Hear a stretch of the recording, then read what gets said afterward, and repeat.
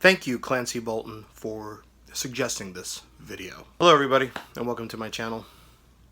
Out of my comfort zone. I'm going to start going out of my comfort zone a bit on things that I don't talk about that much. But my friend had suggested I do a video on Barbra Streisand, specifically about the period when she hooked up with Barry Gibb for the Guilty album. But I said, you can't talk about that without talking about this period. And I mean her 1971 album, Stoney End. Now let's talk about this here for a second. Barbra Streisand is an icon. She's considered an icon now, and she could, she is who she is. She's Barbra fucking Streisand, But there was a time in the 60s she started to be considered old hat. I mean, she was a big hit on Broadway and Funny Girl. People, that was a hit. And from the show, she won for Best Actress for the film version of Funny Girl. But by the late 60s, she started to seem old hat. That's an old term, old hat, by the way. The thing is, Barbra Streisand was younger than Bob Dylan at the time. She was younger than Grace Slick. All of these people in the 60s, psychedelic, revolutionary, hippie, anti-establishment bands were starting to approach their 30s. She was like in her mid-20s, I believe. I could be wrong there. But the bottom line was she was younger than Dylan. And Dylan was still considered young, influential, and Barbra Streisand was considered not contemporary at all.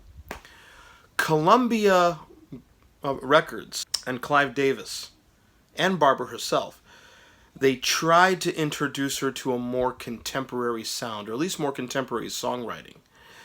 And an album came out in 1969 called What About Today? And she did things like, Yesterday by the Beatles, typical. I think she did Mrs. Robinson by Simon and Garfunkel. I haven't played that album in a long time, but it really wasn't the contemporary sound that it could have been. Now, if any of my Beatles people are watching this, you know the name of Richard Perry. Richard Perry, us Beatle fans were also Harry Nilsson fans as well. He produced Nilsson's two albums, Nilsson Schmilsson and Son of Schmilsson. He also produced Ringo's two big solo albums.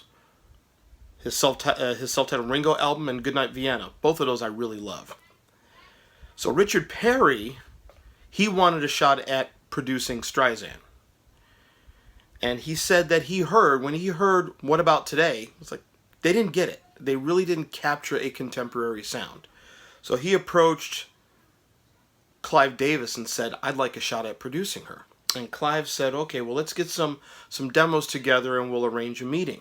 And people were concerned about Barbra being with this young, sort of hippie-ish kind of producer. And they hit it off very well. He introduced her to a young, up-and-coming songwriter by the name of Randy Newman, who had a bit of success arranging Is That All There Is by Peggy Lee. So some songs by Randy Newman, played her some demos by Joni Mitchell, and they really hit it off and really hooked her up with a contemporary sound to put her in that league, even though she wasn't writing songs herself yet, but put her in that league with, let's say, Carole King during that period, and actually gave her some Carole King tunes. So Stoney End, to me, was the album that transformed. You can't see her here, but there's Babs right there. Even the cover art is pretty unique. It's she's not even the predominant figure on the cover. I wish I had this on vinyl. You could actually see it better.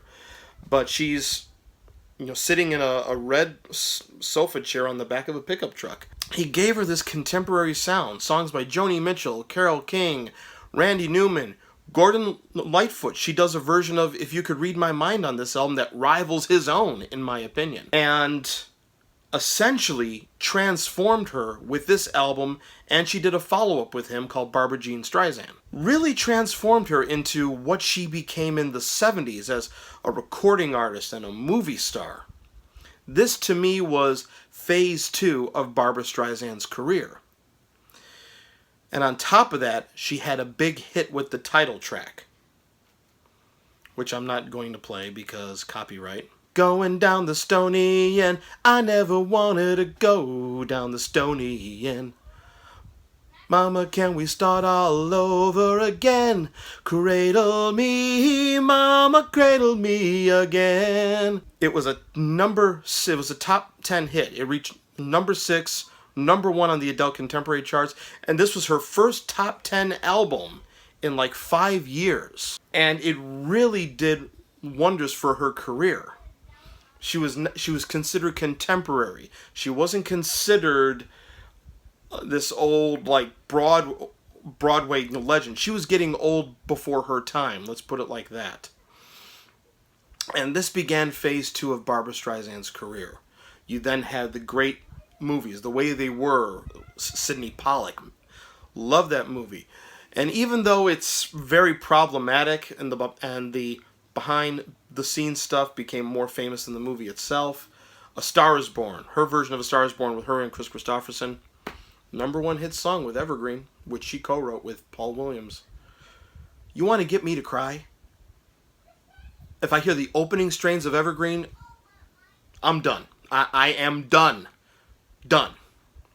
And it capped off part 2 of her career with the Guilty album, produced by Barry Gibb, which is a phenomenal record. But this, to me, was the start of that period.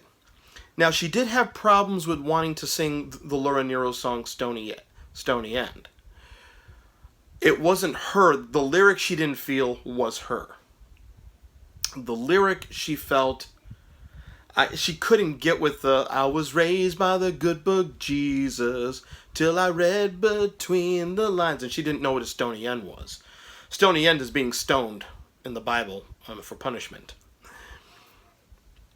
But Richard Perry challenged her, and he said to her, when has Barbra Streisand ever run away from a challenge? She wanted to cancel, and I said, I'll cancel the session if you want to, but she just said, it's just not me, it's not, I had pushed her too far, I was stretching her too much.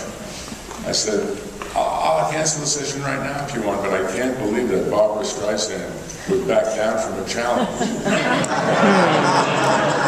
I had to call an audible when she threatened to cancel the session.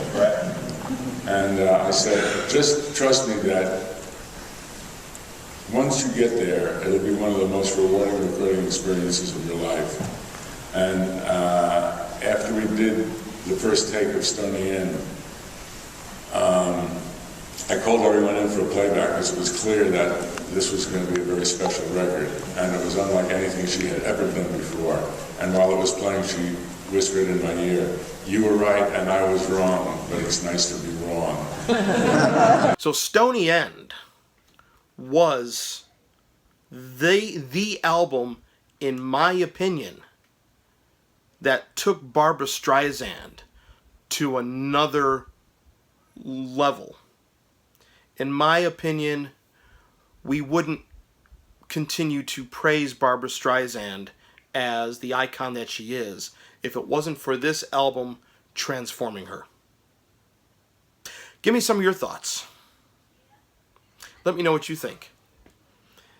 And I'll talk to you soon.